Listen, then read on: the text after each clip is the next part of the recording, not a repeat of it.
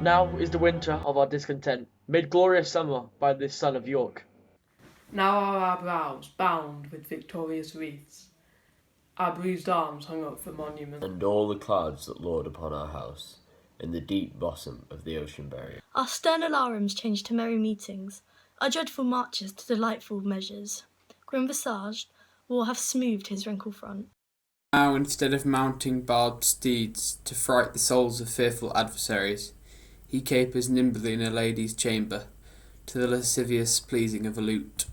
But I that am not shaped for sportive tricks, nor made to court an amorous looking glass, that I am rudely stamped, and want love's majesty to strut before a wanton and biling nymph. I that am curtailed of this fair proportion, cheated of feature by dissembling nature. Deformed, unfinished, sent before my time, into this breathing world, scarce half made up. And that, so lamely and unfashionable, that dogs bark at me as I halt by them. Why, I, in this weak piping time of peace, have no delight to pass the time, unless to spy my shadow in the sun, and descant on my own deformity. And therefore, since I cannot prove a lover to entertain these farewell spoken days, I am determined to prove a villain and to hate the idle pleasures of these days. Plots have I laid, inductions dangerous, by drunken prophecies, libels, and dreams, to set my brother, Clarence and the king, in a deadly hate, the one against the other. And if King Edward be as true and just as I am subtle, false, and treacherous, this day should Clarence be closely mewed up about a prophecy which says that G of Edward's heirs the murderer shall be. Dive thoughts down to my soul. Here Clarence comes. Half of me. Blackness is beautiful. From the words of my mother, your black is beautiful. Blackness is brave. From the words of my grandmother, to be black is to be brave, a quality you possess, my dear. Blackness is strong. From our ancestors, we are fighters and warriors able to stick it through the darkest of times. Blackness is the absence of colour. Growing up in a small new town, surrounded by people who lived in a new town with old benefits.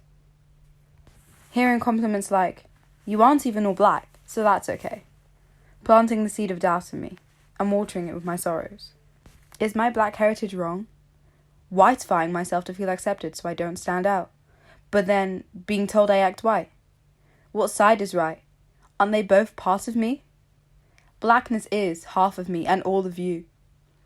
Blackness is, from the words of my mother, beautiful. From the words of my grandmother, brave.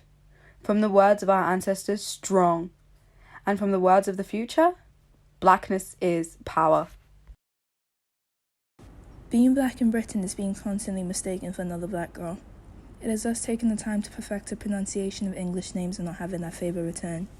It is not having anyone in a place of authority that can relate to help you through your racial experiences. It is students asking for an underpass if one of those don't exist. It is people not understanding that if you're not anti-racist, you are a racist. It is black historical figures being forgotten and black history month disregarded as a whole. It is changing your preferred name and attitude to conform to a dehumanizing standard. Being black in Britain is living unheard. You expect me to be silent and to beautify my words, to water down my tears and erase all of my hurt. You expect me to be silent on all of these issues. You want it to end when black lives are being misused. And I wish I could teach you all about your history, to open your eyes and see what you failed to see, and stop wrapping it up in this palatable package, to open your eyes and see what really happened.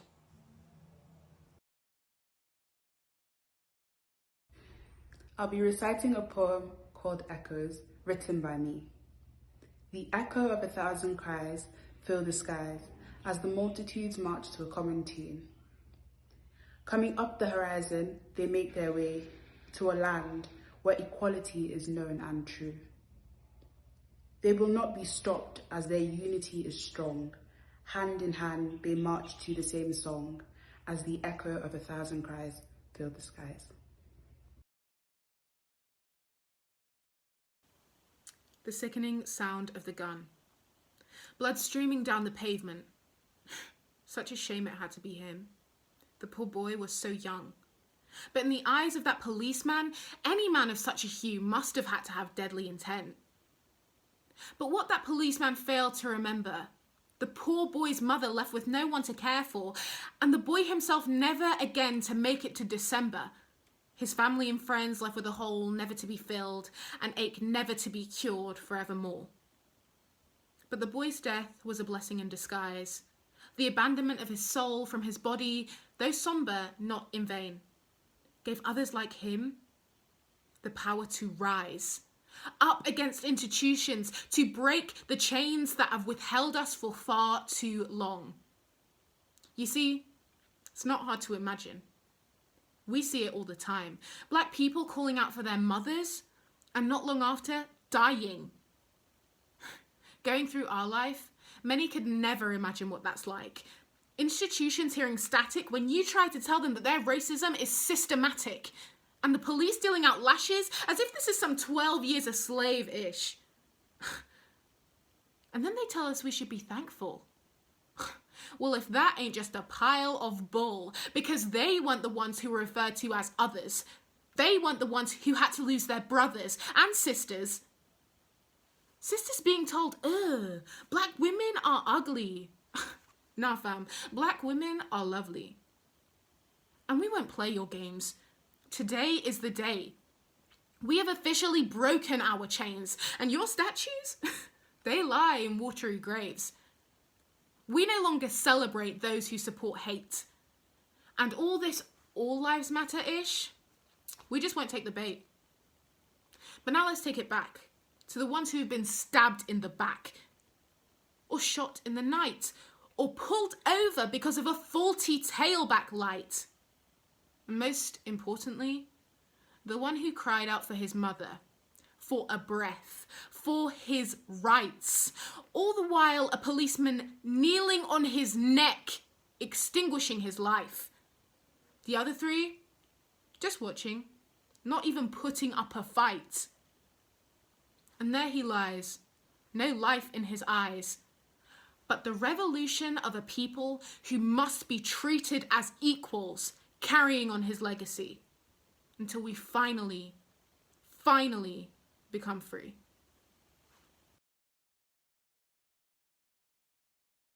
Now I speak to the black community, to everyone who has been so mistreated and abused by a system that's supposed to keep them safe. You should be proud of who you are, no matter what you look like. If you're oppressed, stand prouder.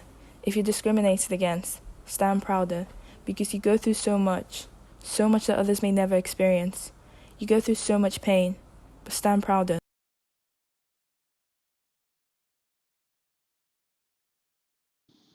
A free bird leaps on the back of the wind and floats downstream till the current ends, and dips his wing in the orange sun rays and dares to claim the sky. But a bird that stalks down his narrow cage can seldom see through his bars of rage. His wings are clipped and his feet are tied, so he opens his throat to sing. The caged bird sings with a fearful trill of things unknown but longed for still, and his tune is heard on the distant hill, for the caged bird sings of freedom. The free bird thinks of another breeze, and the trade wind soft through the sighing trees, and the fat worms waiting on a dawn-bright lawn, and he names the sky his own. But a caged bird stands on the grave of dreams, his shadow shouts on a nightmare's scream. His wings are clipped and his feet are tied, so he opens his throat to sing. The caged bird sings with a fearful trill of things unknown but longed for still, and his tune is heard on the distant hill, for the caged bird sings of freedom.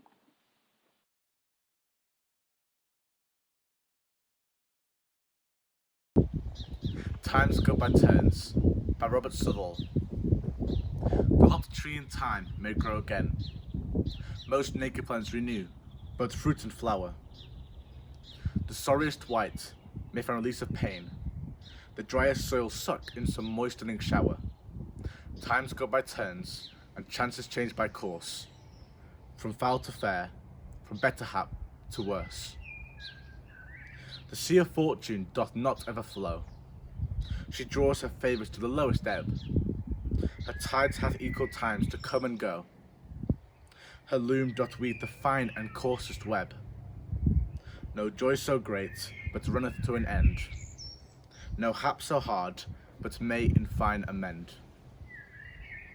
Not always full of leaf, nor ever spring. No endless night, yet not eternal day. The saddest birds a season find to sing. The roughest storm a calm may soon allay. Thus, with succeeding turns, God tempereth all, that man may hope to rise, yet fear to fall. A chance may win, that by mischance was lost. The net that holds no great, takes little fish. In some things all, in all things none are crossed. Few all they need, but none have all they wish. Unmeddled joys here to no man befall. Who least hath some, who most hath never all.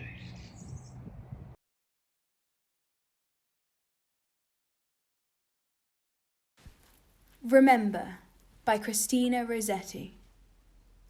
Remember me when I am gone away, gone far away into the silent land, when you can no more hold me by the hand, nor I half turn to go, yet turning stay. Remember me when no more day by day you tell me of our future that you planned. Only remember me. You understand, it will be late to counsel then, or pray. Yet, if you should forget me for a while, and afterwards remember, do not grieve. For if the darkness and corruption leave a vestige of the thoughts that once I had, better by far you should forget and smile, than that you should remember and be sad.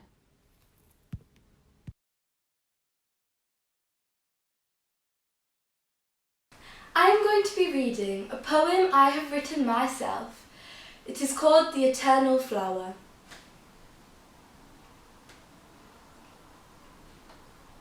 From our end comes their beginning, fragments of glory at your feet, a shooting star on the horizon, as momentary and discreet, established together to be picked alone, shedding muddied armour, heads tipped towards your throne, pigments blended of evergreen, illuminated by your humble crest, gifted from open heart to open palm, or left to beautify a dawnbreak dew.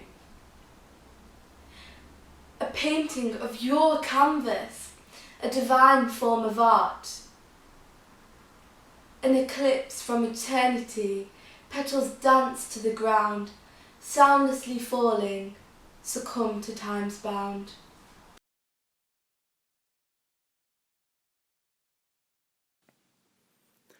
Gathering Leaves by Robert Frost.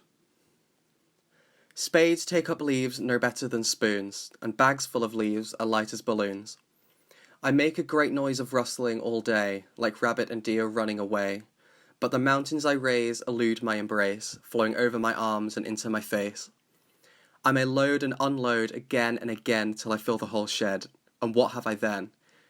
Next to nothing for weight, and since they grew duller from contact with earth, next to nothing for colour, next to nothing for use, but a crop is a crop, and who's to say where the harvest shall stop?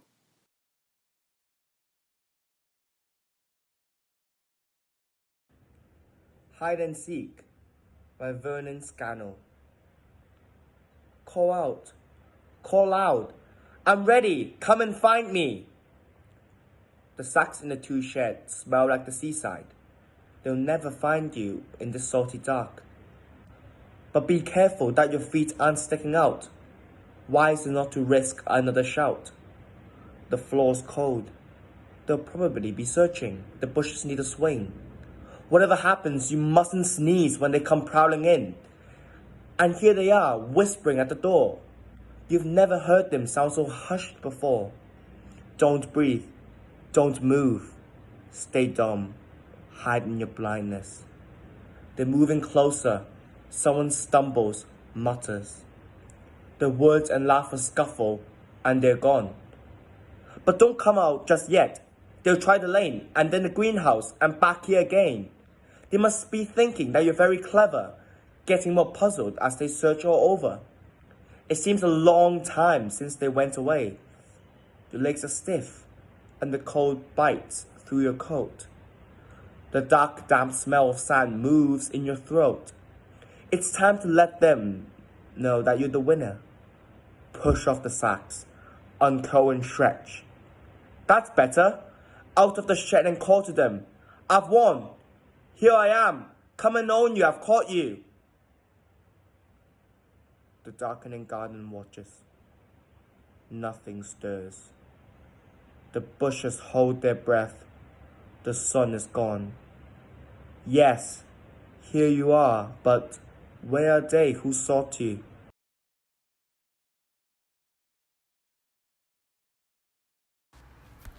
The Raven by Edgar Allan Poe. Once upon a midnight dreary, while I pondered weak and weary over many quaint and curious volume of forgotten lore, while I nodded, nearly napping, suddenly there came a tapping, as of one gently rapping at my chamber door. "'Tis some visitor," I muttered, tapping at my chamber door. "Only this, and nothing more." Ah, distinctly I remember, it was in the bleak December, and each separate dying ember wrought its ghost upon the floor. Eagerly I wished the morrow, vainly I have sought to borrow from my book's surcease of sorrow, sorrow for the lost Lenore, for the rare and radiant maiden, who the angels name Lenore, nameless here for evermore. And the silken, sad, uncertain rustling of each purple curtain thrilled me, filled me with fantastic terrors never felt before, so that now, to still the beating of my heart, I stood repeating, "'Tis some visitor entreating entrance at my chamber door. Some late visitor entreating entrance at my chamber door. This it is, and nothing more." Presently my soul grew stronger, hesitating then no longer. "Sir," said I, "or madam, truly your forgiveness I implore. But the fact is, I was napping, and so you gently came rapping, and so you faintly came tapping at my chamber door, that I scarce was sure I heard you. Here I open wide the door, darkness there, and nothing more." Deep into the darkness peering, long I stood there wondering, fearing, doubting, dreaming dreams no mortal ever dared to dream before. But the silence was unbroken, and the stillness gave no token, and the only word there spoken was the whispered word, "Lenore." This I whispered, and an echo murmured back the word "Lenore." Merely this, and nothing more. Back into the chamber turning, all my soul within me burning, soon again I heard a tapping, somewhat louder than before. "Surely," said I, "surely that is something at my window lattice. Let me see, then, what thereat is, and this mystery explore. Let my heart be still a moment, and this mystery explore. 'Tis the wind, and nothing more." Open here I flung the shutter, when with many a flirt and flutter, in there stepped a stately raven of saintly days of yore. Not the least obeisance made he, not a minute stopped or stayed he, but with mien of lord or lady, perched above my chamber door, perched upon a bust of Pallas, just above my chamber door, perched and sat, and nothing more. This ebony bird beguiling my sad fancy into smiling, by the grave and stern decorum of the countenance it wore. "Though thy crest be shorn and shaven, thou," I said, "art sure no craven, ghastly grim and ancient raven, wandering from the nightly shore. Tell me what thy lordly name is on the night's Plutonian shore." Quoth the raven, "Nevermore." Much I marvelled this ungainly fowl to hear discourse so plainly, though it answer little meaning, little reverence he bore. For we cannot help agreeing that no living human being ever yet was blessed with seeing bird above his chamber door. Bird or beast upon the sculptured bust above his chamber door, with such name as Nevermore. But the raven sitting lonely on the placid bust spoke only, that one word, as if his soul in that one word he did outpour. Nothing farther than he uttered, not a feather than he fluttered, till I scarcely more than muttered, other friends have flown before. On the morrow he will leave me, as my hopes have flown before. Then the bird said, nevermore. Startled at the stillness broken by reply so aptly spoken, doubtless, said I, what it utters is its only stock and store. Caught from some unhappy master, whom unmerciful disaster followed fast and followed faster, till his songs one burden bore, till the dirges of his hope that melancholy burden bore, of never, nevermore. But the raven still beguiling all my fancy into smiling, straight I wheeled a cushioned seat in front of bird and bust and door. Then upon the velvet sinking I betook myself to linking fancy unto fancy, thinking what this ominous bird of yore, what this grim, ungainly, ghastly, gaunt, and ominous bird of yore meant in croaking nevermore. This I sat engaged in guessing, but no syllable expressing to the fowls whose fiery eyes now burned into my bosom's core. This and more I sat divining, with my head at ease reclining, on the cushion's velvet lining that the lamplight gloated o'er, but whose velvet violet lining with the lamplight gloating o'er, she shall press nevermore. Then methought the air grew denser, perfume from an unseen censer, swung by seraphim whose footfalls tinkled on the tufted floor.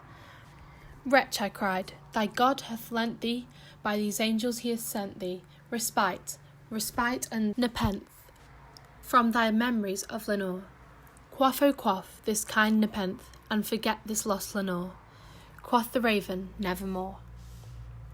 Prophet, said I, thing of evil, prophet still, if bird or devil, whether tempter sent or whether tempest tossed thee here ashore. Desolate, yet undaunted, on this desert land enchanted, on this home by horror haunted, tell me truly, I implore, is there balm in Gilead? Tell me, I implore.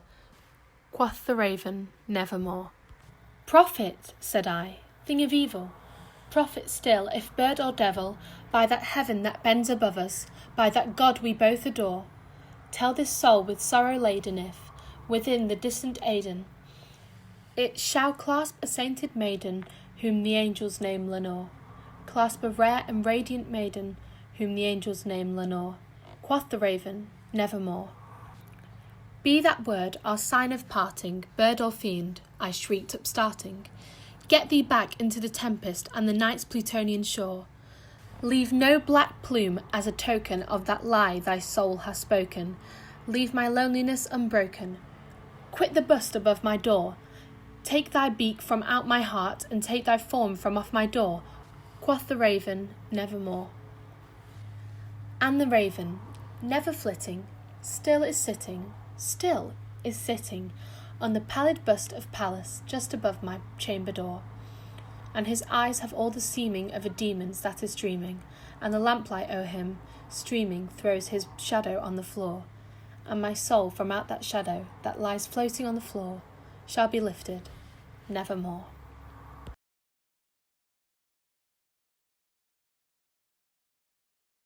I'm Dalio Nebuchi in lower grammar. I'm here to present a poem I wrote titled Great Academies. Great Academies, oh Great Academies is here. It's a time of the year when rhetoricians let their hair down after months of hard work. They claim their crown. Some 2 years, some 4 years, and some other years. But now we congratulate them as they wipe their tears. Time to say goodbye, more like a farewell, to transform the world, only time will tell. You are the next leaders of this rising generation to bring about change and cause worldly revolution. Contribute all that I can with our gifts from Stonyhurst, our big family. Thank you.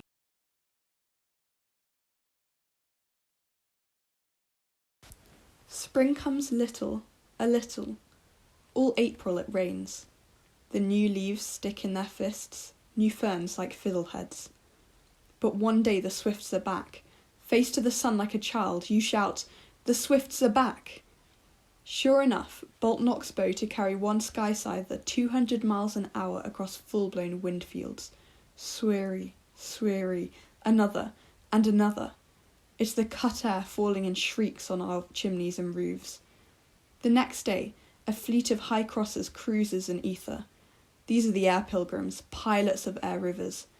But a shift of wing and their earth skimmers, daggers skillful in guiding the throw of themselves away from themselves.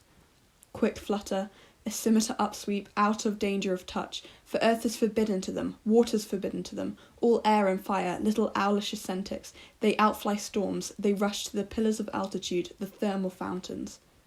Here is a legend of swifts, a parable. When the great raven bent over earth to create the birds, the swifts were ungrateful. They were small muddy things, like shoes, with long legs and short wings. So they took themselves off to the mountains to sulk, and they stayed there. Well, said the raven, after years of this, I will give you the sky. You can have the sky on condition you give up rest. Yes, yes, screamed the swifts. We abhor rest. We detest the filth of growth, the sweat of sleep, soft nests in the wet fields, slime hold of worms. Let us be free, be air. So the raven took their legs and bound them into their bodies. He bent their wings like boomerangs, honed them like knives. He streamlined their feathers and stripped them of velvet. Then he released them, never to return inscribed on their feet and wings. And so we have swifts. They're in reality not parables, but bolts in the world's need. Swift swifts, not in punishment, not in ecstasy, simply sleepers over oceans in the mill of the world's breathing. The grace to say they live in another firmament, a way to say the miracle will not occur, and watch the miracle.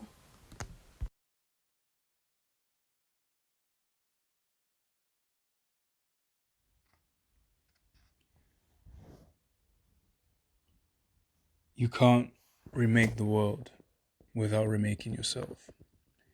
Each new era begins within.